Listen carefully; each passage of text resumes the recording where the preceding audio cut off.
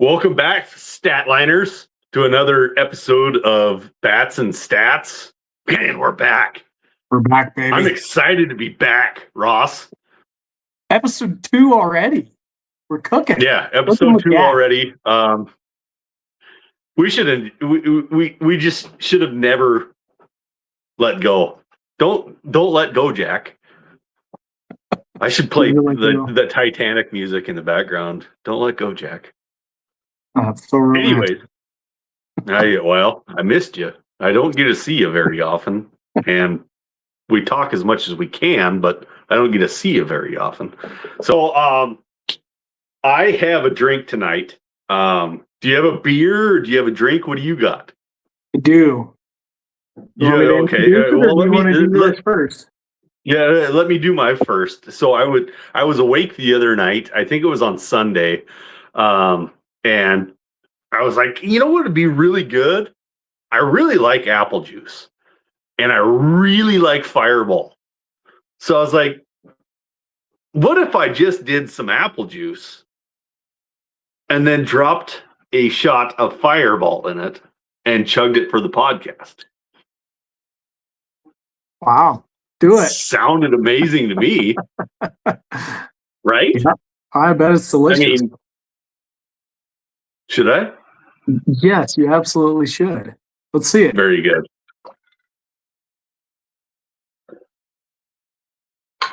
Oh, nice technique. Not bad.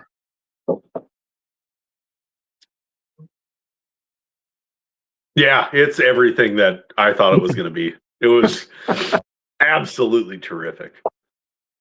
Awesome. It tastes just like if you like put apples in a crock pot and then put a bunch of sugar on them. So yeah, we used to do. Was that just apple juice or was it apple cider? No, that was just straight apple juice. Oh, so we used to do Fireball and like drink this all the time. Fireball and hard ciders. Yeah. Really good stuff. No, that wasn't warm at all. Like I didn't warm it up or anything. That was straight out of the fridge apple juice that I love, and then a straight shot of Fireball. So we might have like 3 more during this podcast that I do of that. Oh, wow. Okay. All right. Along with Coors Light. Always. The drinker. Okay. My turn. I am turning back to an old favorite of mine, Sockeye Brewing. This is my spot to check out. Maybe they'll sponsor us too. This one's called Angel of Light. Let's see. A blonde barley wine aged in Amburana and coffee liqueur barrels for 1 year. Amburana. Well, not familiar with that. Okay.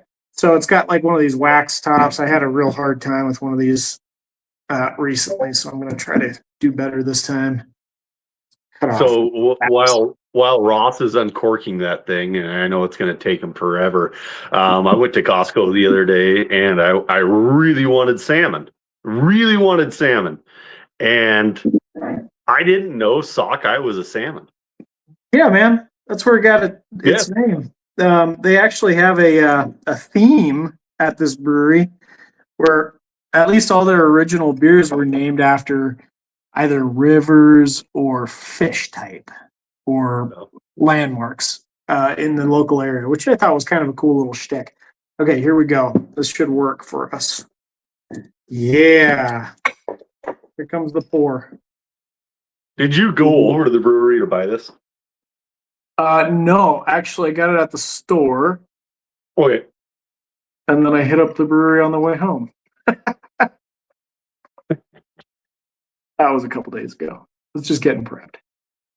Okay, Angel of Light. So I'm a little surprised because it says a barley wine aged in coffee liqueur barrels. How light it is, but given the name Angel of Light, maybe that has something to do with it. It smells really good. Holy crap. What do you got hints of? Yeah, hints of lemon and pepper. I'm teasing, fellas. I did Don't come not at me in the expect comment this. section. Ooh, leather Well, boot. I mean, if there's a beer to ask that question to, this is like the Yeah. one, because there's a lot going on in this.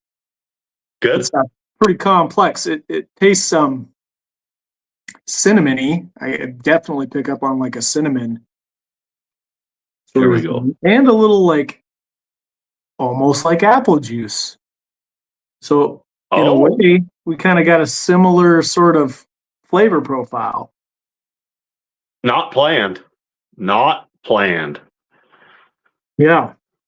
And granted, that's a beer, so I'm sure it's far different, but yeah, there's similar notes. Pretty cool. The nice thing about drinking alcoholic beverages with fruit juices, and I do this all the time, especially on Sundays, like just a Bud Light with orange juice, man, you can't get hungover. You can't. It's impossible. You're feeding the beast, and it's just flowing right through you. And it's like this apple juice and Fireball might be the same thing. You'll have to let me know how you feel tomorrow. I'm always going to feel good tomorrow. I got a hot topic for you. This was floating around, and I was maybe a little spicier than I should have been with my responses. This has been floating around X recently.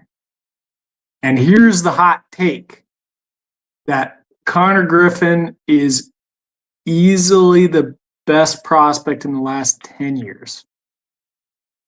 Okay, yeah. So you texted me this, and instantly I got pissed off.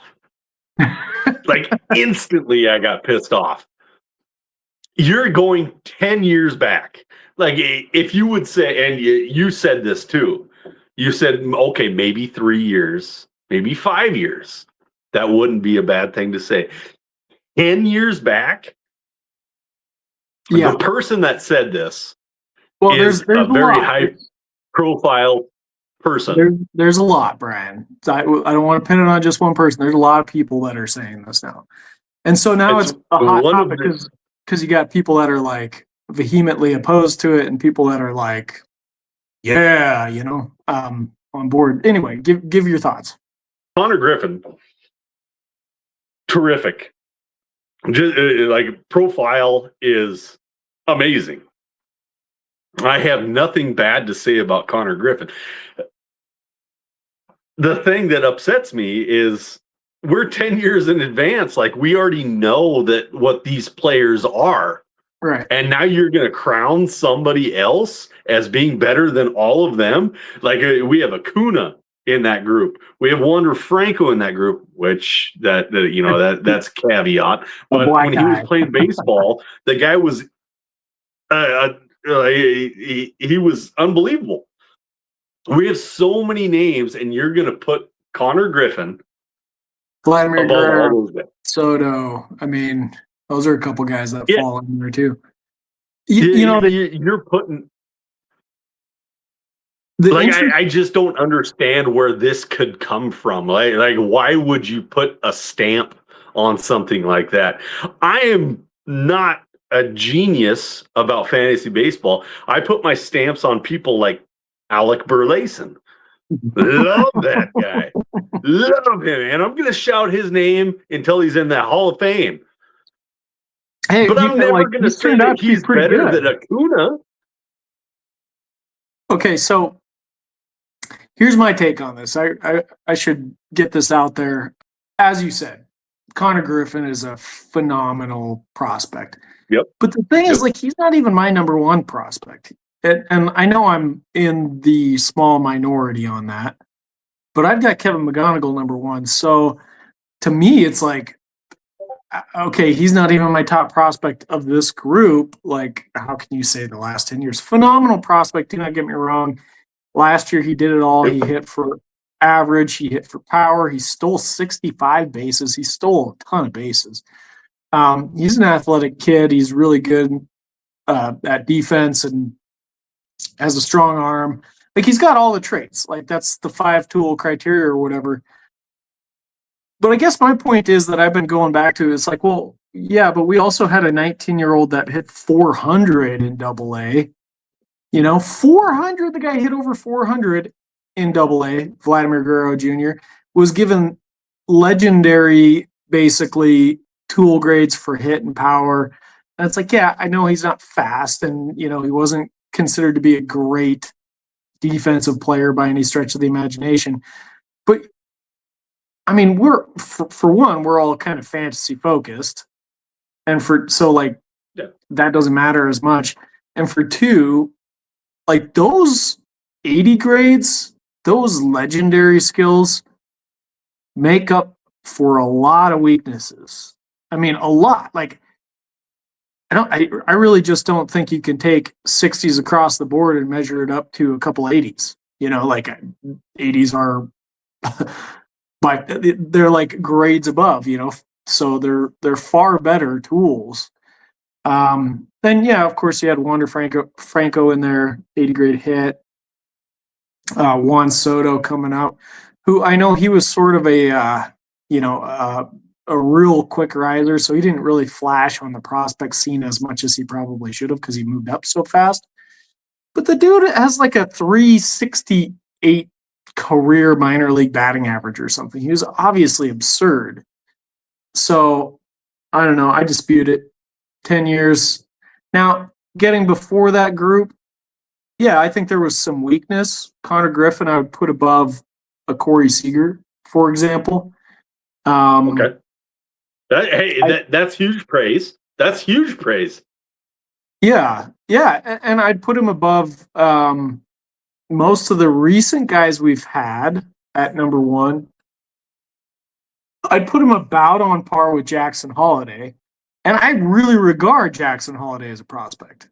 He to me, like he was an excellent prospect. So me even just saying that means that I regard Konnor Griffin quite highly, So that's how I see it. I said I'd put him in the 3 to 5 range. Over a 10-year span. Right. Man, I think that's super high. Just by peeking at Scout the Stat Line, because that's what we're here for. He has a 60 grade hit tool, a 55 power hit tool, and a 70 speed tool. Over 1, 2, 3, 4 MILB stats. He has 563 plate appearances, 122 games. His batting average is at 333. On base is 415. Slugging 527. Home runs 21. Stolen bases 65. 117 runs, 94 RBIs. A walk percentage of 9 and a K percentage of 22. Like, it screams superstar. Don't get me wrong. But to have the foresight and the balls to say that he's better than anybody else in the last 10 years, dude, that wrecks me. Like especially coming from a basketball or football background as myself, to say that he's going to be better than somebody that is damn near a Hall of Famer in real MLB blows me away. Well, here's the thing that gets me, and I just want to highlight the risk here. Because, like I said, I think he's an extremely good prospect. He hit 333? That's really good. I mean, that's that's over 3 years. In Double A last year, he hit 337. 337. Oh, yeah, in Double A. Yeah, gotcha. 333 over 3 levels. Gotcha. Yeah. Yep. Here's the risk as I see it. That's phenomenal batting average, but he did it with a 403 BABIP. And the only reason that I highlight that as a concern is that that's a That's a 70-point gap between those two statistics, and which is a lot for one. And to me, that just automatically, I'm kind of like, okay, how much of that is luck driven? Some of it was probably luck. Some of it is probably just that he hits the ball hard. He hits a lot of line drives, and that's great. But nobody is going to have a 400 BABIP at least for an extended period of time in the major leagues. Nobody. Like, you could look through the career bests, and nobody's that high. So it's not going to happen. If he's exceptional at that talent, for lack of a better way of phrasing it, if he's exceptional, maybe it's at 340. So we're talking about 60 points right there that you probably could lop off the batting average. Okay, so even if that's the case, we're talking about a guy that's hitting 270, 280. Now, translated to the major leagues, and maybe that's still a really good player. And maybe the Bobby Witt Jr. comps maybe they're very appropriate. Maybe we do see him hit 330 in the bigs, for a season or two in there. But that it's just a risk I wanted to highlight. It's not a perfect profile like people are touting it to be. But it is an extremely good profile. Oh, yeah. So peak projections on Scout the Stat Line. His WRC plus is 128.3, batting average 281, and this is peak, mind you, according to the model. And on base of 350, slugs 470, 23 home runs, 38 stolen bases, 80 runs, 77 RBIs, walks at a 7% clip, strikes out at a 22% clip, and his BABIP is 0.328. Yeah. Exceptional player. Yeah, exceptional player. Nothing wrong with that whatsoever. Matter of fact, that's a scary good player that's going to carry you in fantasy leagues. He's not the second coming, if you will. I mean, we'll see how it plays out. It could play out. I actually really do like the Bobby Witt Jr. comp, though. Like, it's a pretty good one. But I also heard these same people saying, using not just him as a comp, but also saying like that Bobby Witt Jr. was like the number one guy in that conversation. And I was like, well, what are we talking about here? Because Bobby Witt Jr. has become an exceptional professional player. Don't get me wrong, but as a prospect, I don't think he was hyped nearly as much as like some of these other guys. And we're talking about prospects. Like,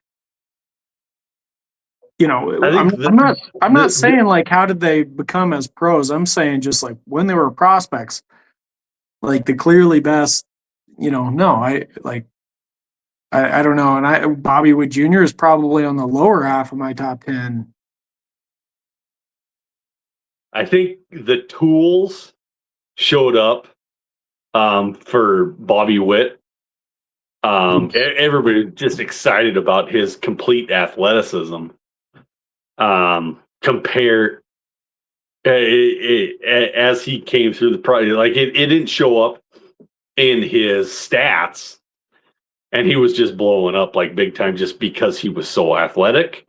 Konnor Griffin might have a little bit more stats behind him than Bobby Witt did. Yes, I would agree with that. If that makes any sense, yeah. Yep.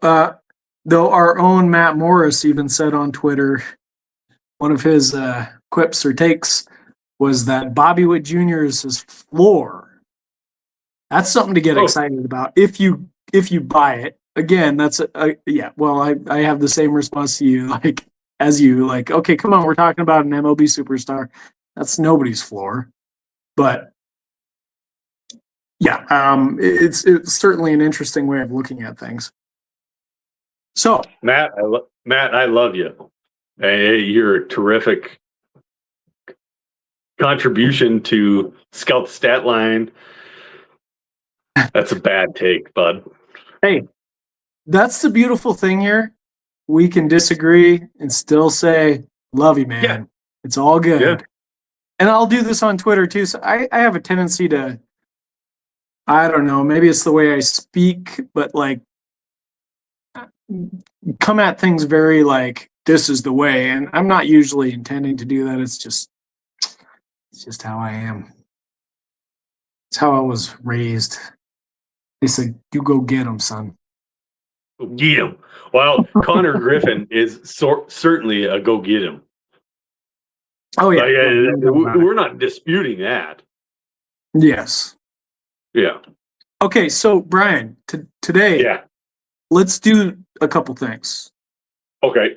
On Bats and Stats, right here, let's do FYPD. Let's do our own off-the-clock draft of the top 10 FYPD guys that we would select. And then let's talk about some of our like personal drafts, some of the drafts that we're actually in. Last night I was in 5 drafts.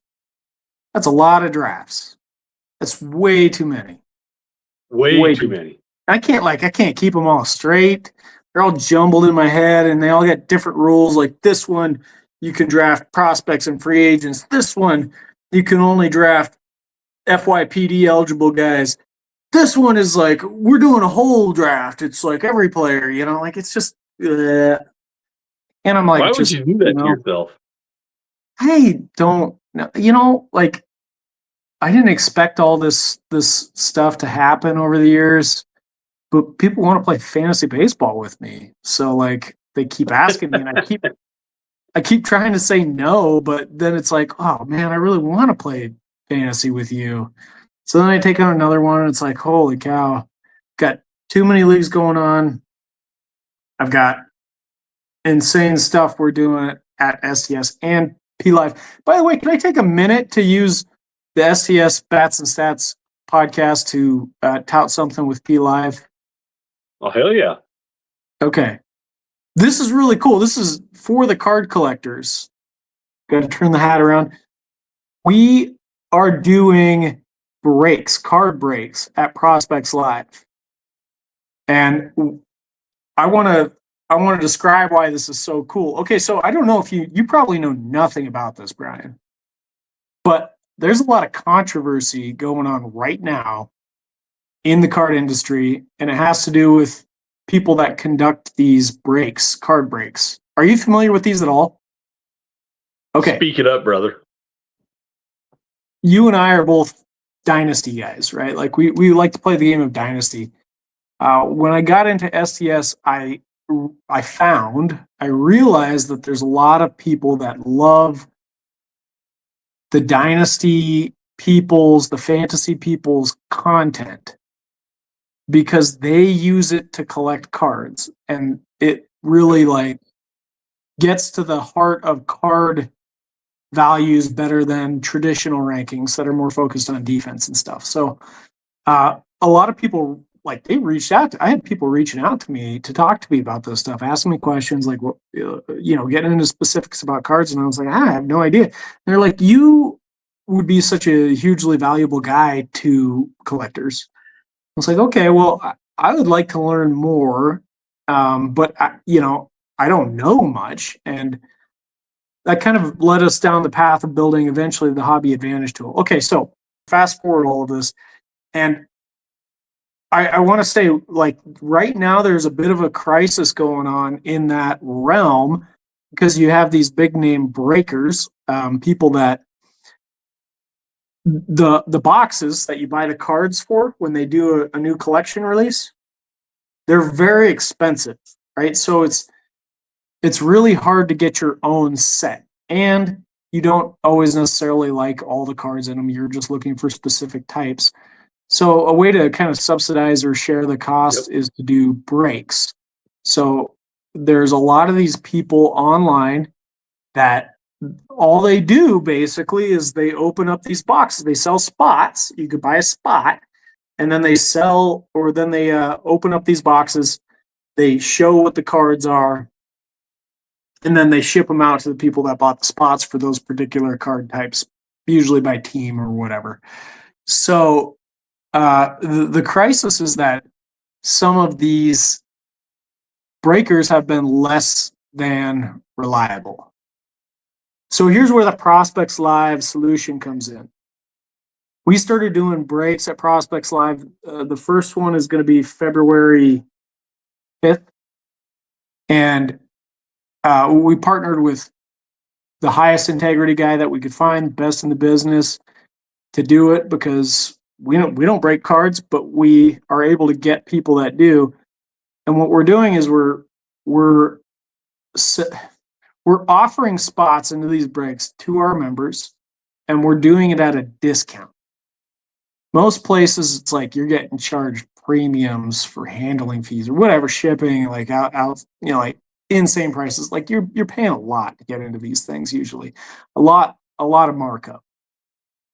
But we've gone the exact opposite direction. Usually the best you can get is at cost, which means like you're not paying for anything else except for the costs associated with that break. And we're doing below cost breaks.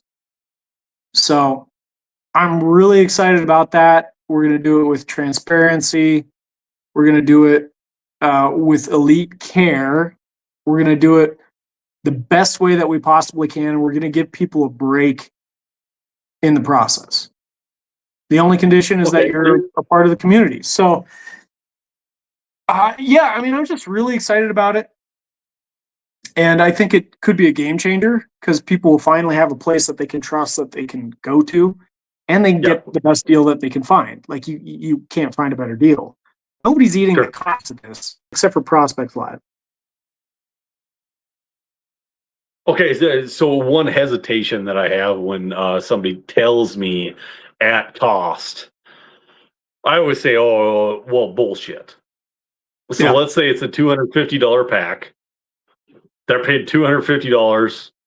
You're going to open it for them, and you're going to ship it off.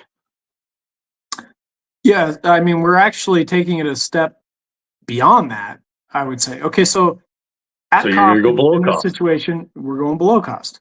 We're eating cost. We're eating cost to deliver people the best price possible.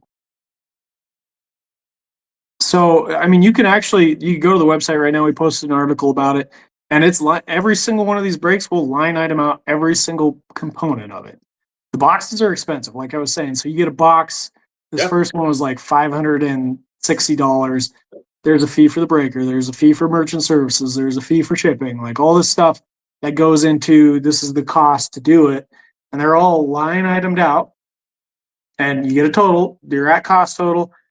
And then we're just eating some cost to give people below that rate. So in this first one, we're doing 16% below cost.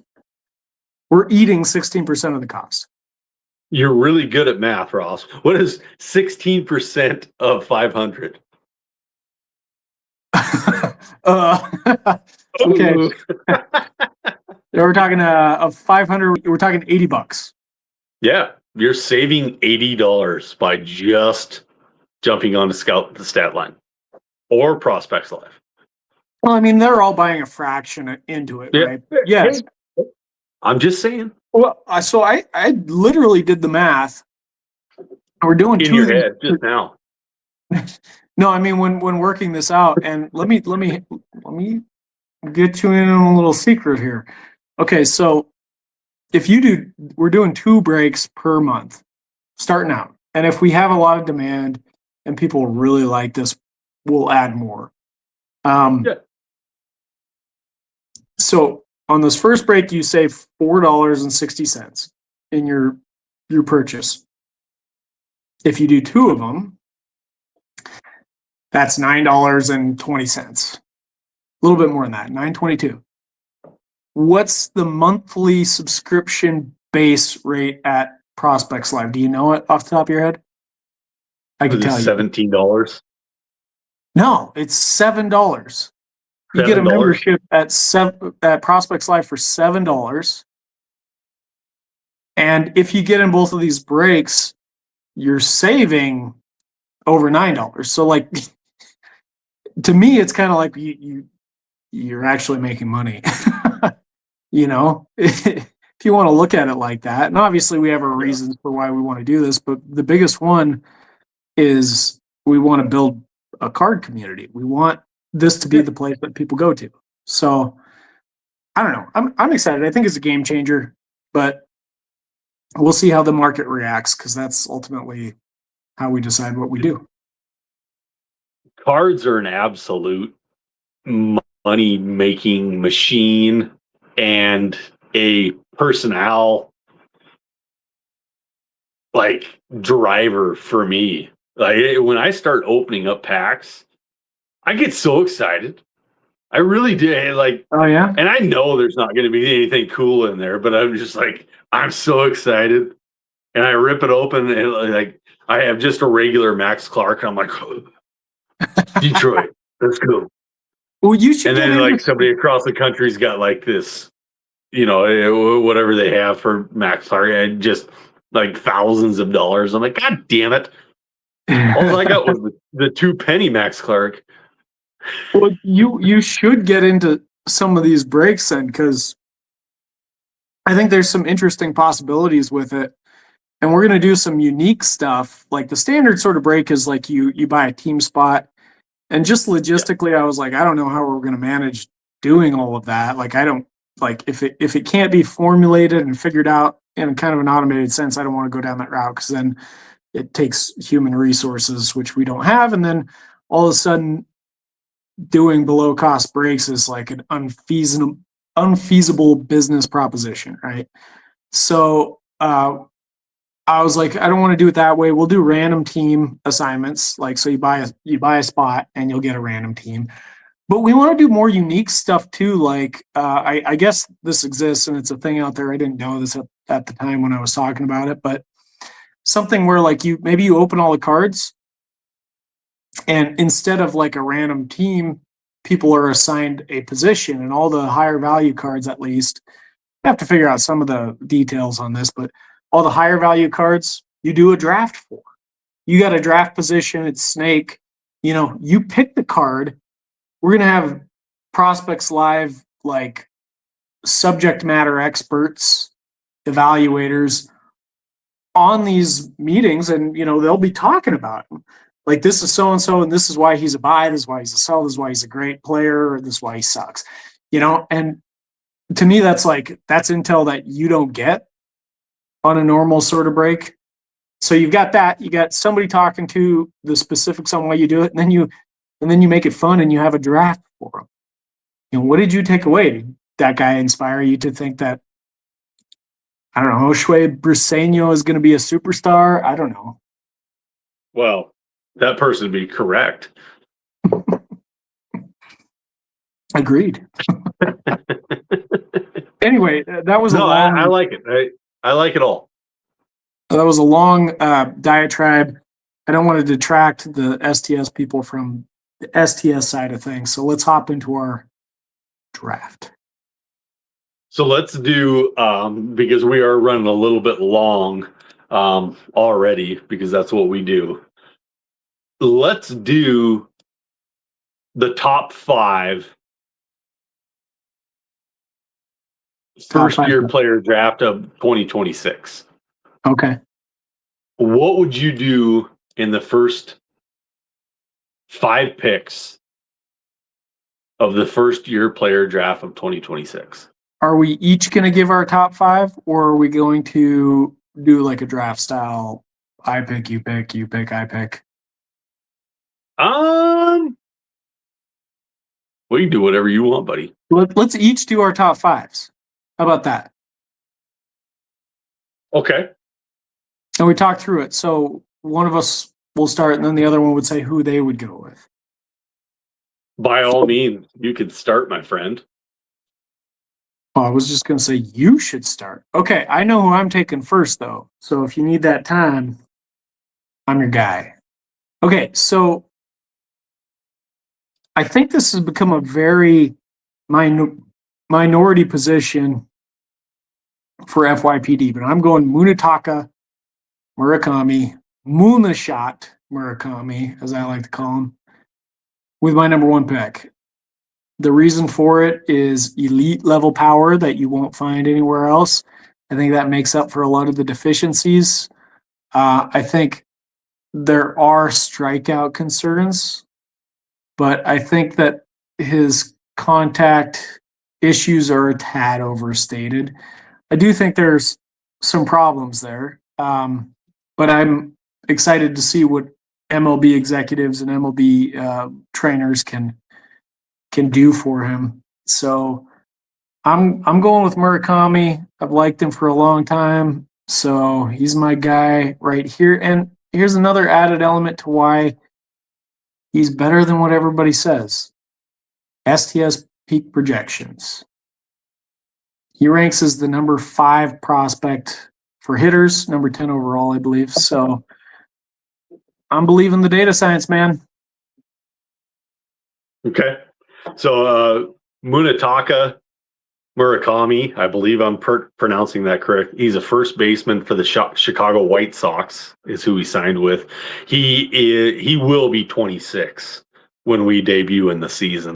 So yeah, Ross selects him as his first pick. I think I got to go easy on this one. I think this is an easy one for most people because you went that route. I'm going to go the other route. I'm going to go Eli Willits. And I think I'm saying that right. Eli Willits. Yes. And he's a shortstop for the Washington Nationals. He's 18 years old and he's out of high school. Everything about scouts are just adored by this guy, right? They're enamored by this guy. What do you think about Eli? I mean, I really like him. I'll be frank with you. I have not seen a single person take him number 1 in FYPD. But I really like him, and I actually do think he is a tad underrated, even though he was the number 1 overall pick, which, seems counterintuitive, but he didn't come into the draft with a ton of hype, and him being selected number 1, I think, was a surprise to people. Yeah, I mean, I think right now he's hit over power, well regarded for He's his 18. Yeah, and of course, as we say, power is usually the last tool to develop. Yep. I believe that to be true. Really good in the field. So I think it's a solid pick. Not the direction I would go because I want a guy that can play right away.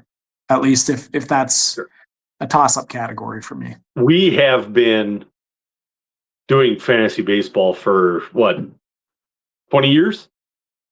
Damn near 20 years? A long time. Yeah. Yeah, it's a long time.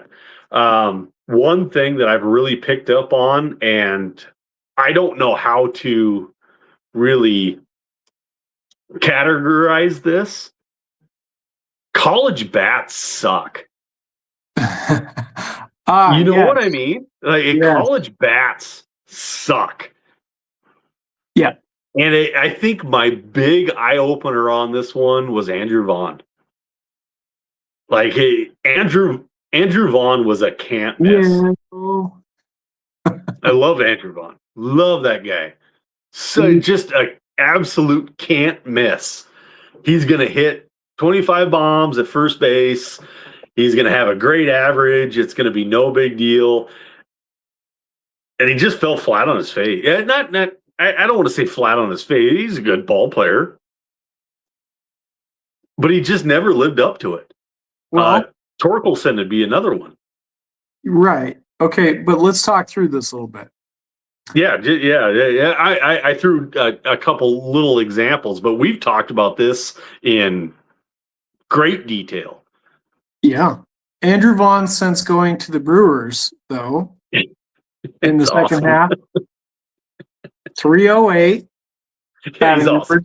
375 OBP, 493 slug.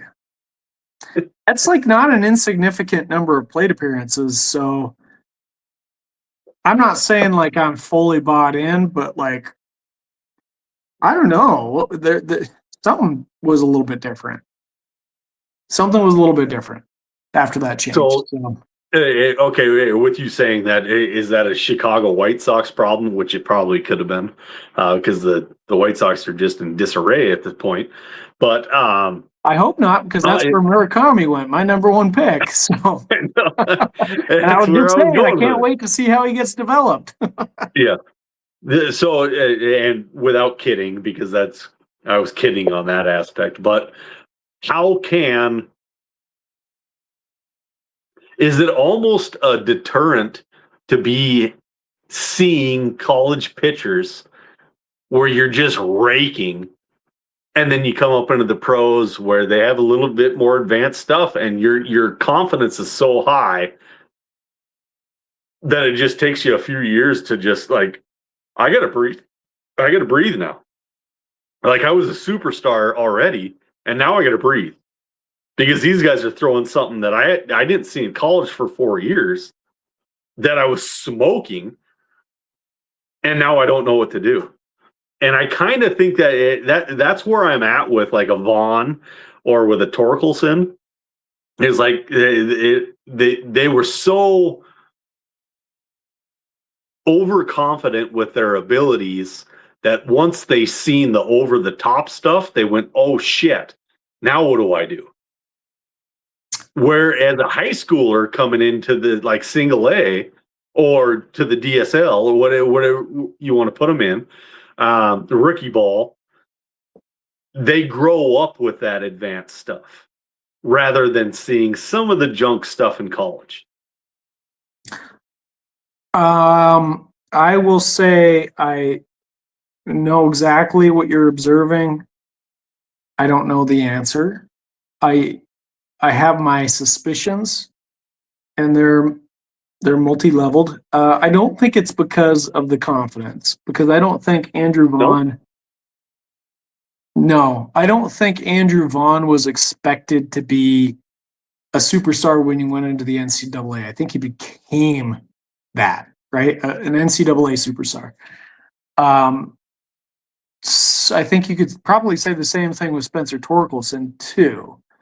So then they went into the professional ranks. It's a different set of baseball. And I think we struggle with them at STS too, trying to place these guys because it's all data modeling, and usually they have small samples, which is, poison to the STS model, and then they might struggle with that transition more than your typical player who's got like a full life cycle of the minor leagues. And the model has no way to adjust for that. Like if it's just like it's a temporary transitional, like I got to figure out how to hit in professional ball, but then it goes away. Like the model doesn't know the difference. And how could we ever possibly build in logic for that? It's an impossibility.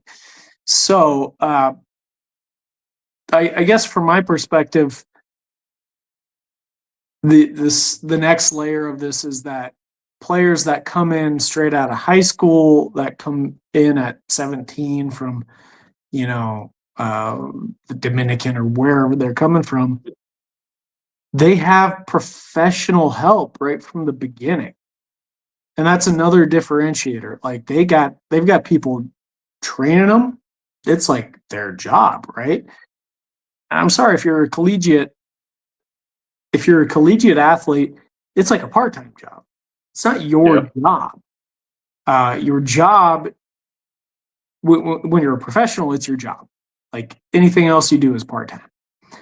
So I think that's a huge difference too.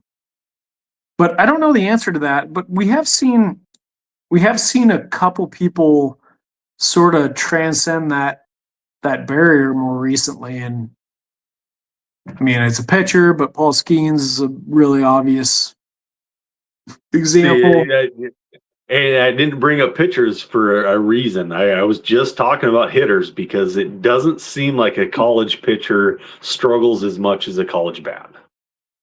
I mean, one of the greatest hitters of all time, Barry Bonds was a collegiate athlete. So it's just like, I don't know that it's very predictable, but I think you're right that the trend has certainly been that Nick Kurtz is another good example of a guy he blew the doors off last year.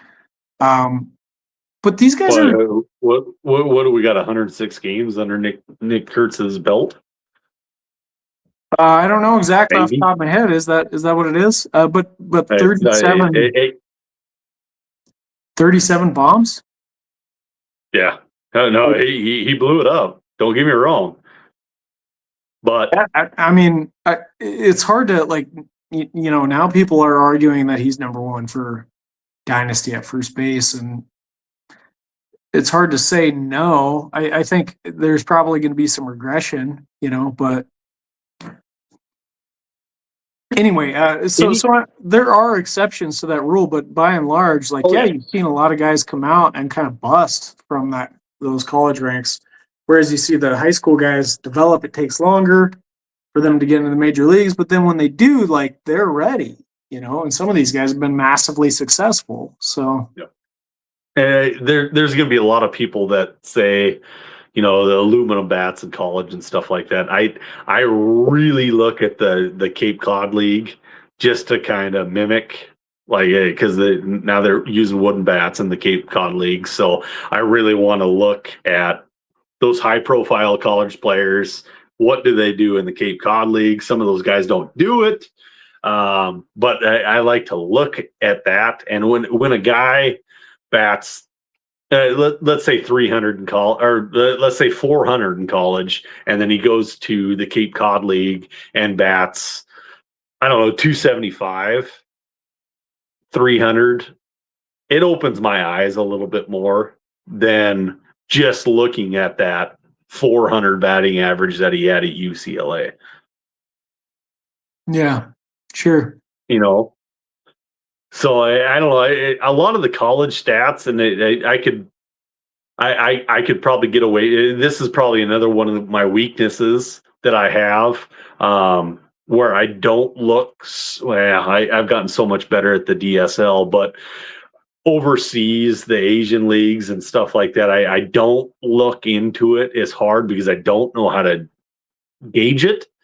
Where here in the States, DSL, I'm including that into the States, and then the Cape Cod League. At least I have a metric that I can compare it to, where the Asian leagues, I just don't have a comparative. Yeah, I can't. There's nothing I can do other than watching Murakami launch 90,000-foot bombs, on YouTube videos. That's all I can watch. All right, so let's get back to our draft. Yeah. So pick number 2. Am I up? Yeah, go ahead. All right. Actually, I have my FYPD ranks right here. Oh, this is a surpriser. I don't think many people have him ranked this high, but I'm going number 2, Seth Hernandez with the Pittsburgh Pirates. This is a 18, I believe, year-old arm, and I am not going to lie. I was not this high on him until I started reading some scouting reports from Prospects Live and kind of digging into it. And I just think the potential upside is pretty massive. He's, throws 100 plus miles per hour at the top end, has great stuff all around.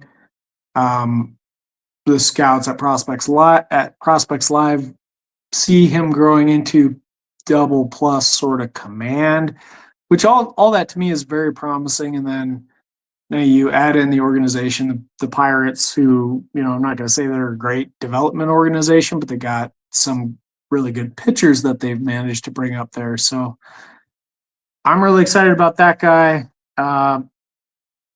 I'll admit, when I've been in drafts, sometimes I've changed that decision to somebody that's closer proximity, but he's the number 2 guy I've got ranked. And since we're doing this without any context of whether I feel like I need somebody that's going to play right away, That's what I'm going with.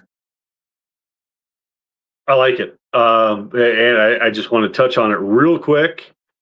Do the Pirates have a golden touch with pitchers in the last, I don't know, 10 years? They sure be hitting on some really good pitchers if they could just maintain them. Like Garrett Cole, Paul Skeens. We have Bubba Chandler coming up. It seems like they're hitting a lot on pitchers. I really like what the Pirates do. I just wish they could maintain players. But in today's actual baseball, you can't maintain anybody because the Dodgers are just going to pay him $1 billion and we'll move on with our lives. Here we go. Hey, I got a question for you. Yeah. Do you love Bubba Chandler because of his name? No. It's not an 80 grade It's a great name though. It's a Hall of Fame name. And I've always been a Hall of Fame name guy. But no, I've always just liked Bubba Chandler's stuff. And I've looked into it quite a bit. I really like Bubba Chandler. With my number 2 pick in our first year player draft would be Murakami. Okay. So we can skip past that one. We've already talked length in it. I love the 9,000 foot bombs. Yeah. Okay. All right. Number 3 for me. Okay. Kazuma Okamoto. The reason that I'm going with him here is because of proximity and more certainty than I feel like with the guys below him. I'm going to switch up my list. I've got a top 10 here. I'm not going to follow it because I want to talk about some other guys here afterwards. But the thing with Okamoto is he's got a lot of power coming from the MPB. It's not like Murakami power, but it's pretty good. He's maybe got a little bit more of a reliable bat, I would say, and some more reliable defense. And he's been a guy that's been benefiting from the Murakami fade. People are elevating him quite a bit. I think it's a mistake, personally, but I still think he could be a pretty decent ball player. So I'm taking him right here. Okay. Who you got? With my third pick, I'm not going to overthink this too much. I'm going to trust in the bloodlines. Ethan Holiday. Okay. All right. That's an interesting one. He's going to be 19 when he debuts in the minor leagues. He's a shortstop, third baseman with the Colorado Rockies. The power's there in the family, and he gets to go to the Rockies. I'm going to trust in it. I'm going to trust in the bloodlines. So that was a big position I was taking last season. I don't know that I've changed my position much, but I am fading him a little bit. And the reasons for that is because his debut just wasn't that impressive. And the odd thing is that he's known for his power, which, as you stated, kind of runs in the Matt Holliday bloodline, but that there's concern with his hit tool. And this strikes me as very odd because, that's a core value of the Holidays. Every one of those ball players, Matt Holliday, Jackson Holliday, that's what they're good at. And his debut sort of reinforced those scouting reports. So now I'm kind of maybe there is some concern and some legitimacy here. It wasn't from a surface number standpoint, it wasn't a bad debut, but he struck out almost 40% of the time. And that's massively too high. So I think there are some concerns with it. I also don't think we know too much until we see him. We've seen it. We've seen it way too many times that a young kid comes into with inflation balloon hype, strike out too many times just because he's excited. Come on. Yeah. Or is pushed too high too fast. I think that could be a realistic issue here. Yep. So I mean, we'll see. I'm going to be watching him like a hawk, but yeah, I'm a little bit lower on him right now. Okay. Which is unfortunate because he was probably my 1-1 non-NPB sort of guys coming into the draft. So you're a lot, and you have a great term for this. And you're gonna have to refresh my memory what you say on minor league players versus MLB players. Go ahead and do it. yeah, give him a short leash in the minor leagues and give him a long leash in the major leagues. And I'm a little bit more lenient with that stuff in the minors than Ross is. Ross will hurry up and get rid of Ethan Holiday while the inflation is still up there. I'm a hold guy on someone like this, especially with that pedigree. That's fair, but my advice. No, I understand your trepidations. You want $100 word today? Trepidation. Well, capitalize on the value you've got, and I mean that's all I'm saying. If the value is going to change, you don't want to be the bag holder. Yeah. So just be ready to make an adjustment.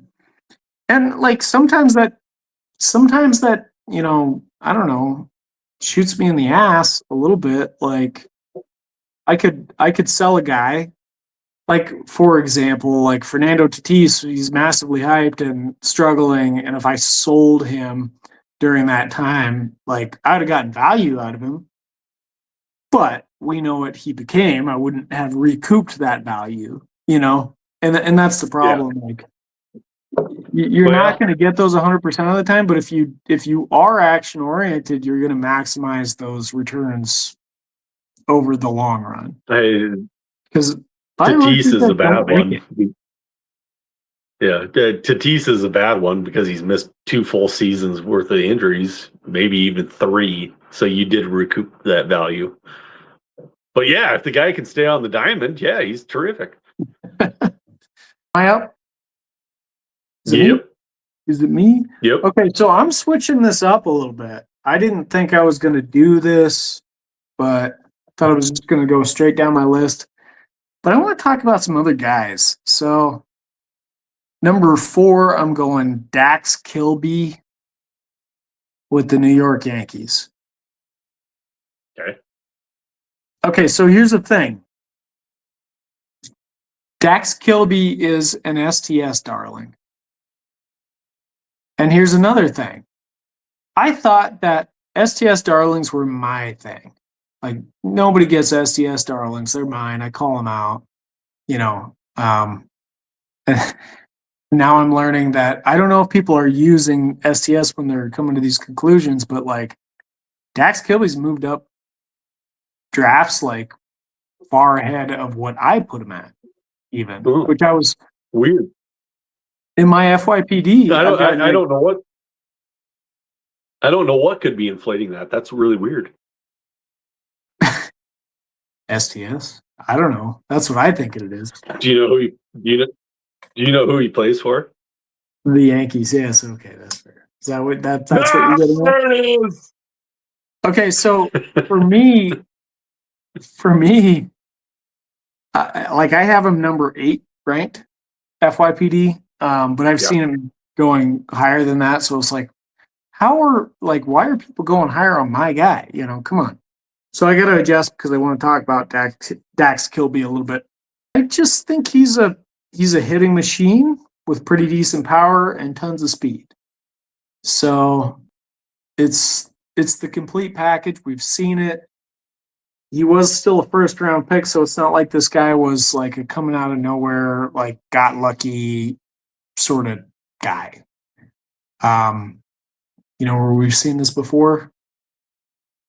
A guy named Mike Trout, something like that. 20-ish pick. I'm not saying he's like Mike Trout right now, but I'm saying a 20-ish pick, like people were not super high on him, super enthusiastic, but he's got the pedigree enough. And then lights the minor leagues on fire. So Dax Kilby, I'm going with number 4.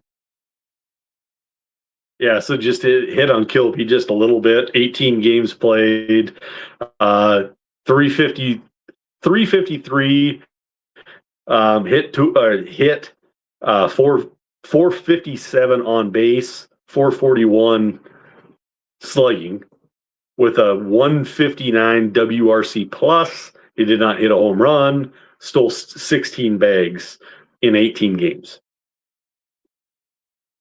The 0 home I would runs? say the pinstripe. No home runs? No home runs. Yeah, that's something to keep an eye on. Pretty decent slug It was percentage. it was only 18 games. I get it, but I would say the pinstripes are really inflating this one again. My hatred for New York media and You're killing me. it's legit. Like, I freaking hate how New York prospects just get boosted. Well, Boosted. okay. In this case, STS has him number 45 overall for hitting I prospect. think he's awesome. Just and I'm not trying to say that your selection was incorrect. I'm trying to say that the New York media is awful. Oh, I don't disagree with you on that. So wait, let's turn the regression down to 50 on Dax Kilby. Here's his stat line. 129 WRC plus, 295 batting average, 377 OBP, 439 slugging percentage, 13 home runs, 45 stolen bases. That's pretty good. It's kind of a traditional leadoff hitter. You know, and the plus side from there, yeah, I don't know. Maybe that's about it. Right now, he looks like a really good leadoff talent. You're just boosting the New York media. I'm moving on from your pick. I am done with your New York bias. Okay. 55 hit. With my next pick. 50 power, 70 speed. That's what SCS gives him. 4th round pick.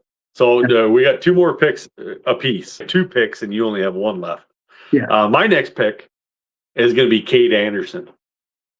Okay. Cade Anderson is a pitcher. He came out of Cade Anderson is a pitcher. He went to Seattle. He's 20. He'll be 22-ish when the league starts off. He came out of Louisiana State, coming off Tommy John surgery. One huge thing that I will recommend to everybody in the baseball community: get rid of a player that has any kind of elbow issues, but it be immediately jumping back on him 2 years removed. I don't care what the stats look like. If he has an 8 ERA, but was a superstar before he had TJ, get him that next year. Go get him. Because he's just figuring out how to play with his elbow. Cade Anderson is going to be the same way. Maybe not this year, the year after. Cade Anderson can throw a fucking dot, man. Okay, tell me more.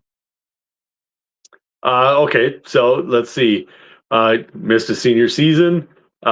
He threw 38 and a third innings with LSU with a 3.99 ERA, 18 appearances. Superstar. Let's see what else I got. That was 2024, right? Yeah, 2024. Yeah. 2025, 3.18 ERA. Yep. There are 180 strikeouts with only 35 walks. Yeah. Okay. Yeah. But it's going to take a year at least of growth before you see any returns. So I read the Prospects Live scouting report on him, and I just want to be really honest about my thoughts on that. They said in the report, which I greatly respect the writer, but he called it one of the greatest seasons ever in like collegiate history from a pitcher, and I was like, wow, that's not something I would expect to hear. So to me, that was wild. A 3.18 ERA doesn't scream to me like best ever.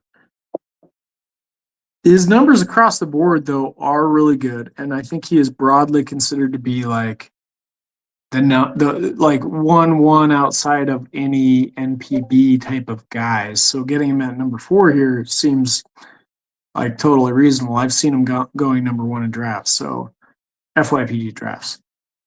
So it's an interesting one. I'm probably comparatively a little bit of a fade. Okay. Just for the reasons that the feelings that the scouting report elicited in me wasn't because of the report. It was more like I see a mismatch there. I was like, I don't see this as being one of the greatest seasons of all time. I just see it as a good season. So you compare his numbers statistically, in my opinion, to like a Jamie Arnold, and I feel like Jamie Arnold got faded, and he's being faded in FYPD, but his numbers are really comparative. So I don't know. It's to me not worthy of a number 1, maybe worthy of a later top half of the first round sort of pick, 5 to 10 range. So you're trying to tell me at number 4 it's awful? No, I don't think it's awful. I think, in fact, you got a deal.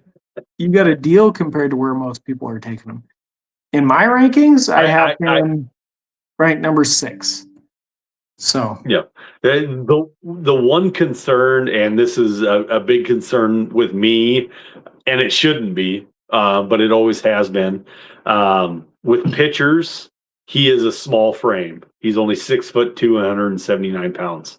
Yeah. I like a pitcher to be like 6'5", 250.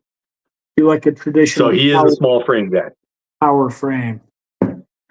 Yeah. Yeah. Okay. So with that, you're up at number 5. Last pick. Okay, with my last pick, going back to the NPB, going Tatsuya Imai. A lot of places are. I knew you were going to do this. Well, a lot of guys are picking this guy to be number 1 overall. So he's going number 5 for me. Tatsuya Imai. Great statistical performance last year from Imai.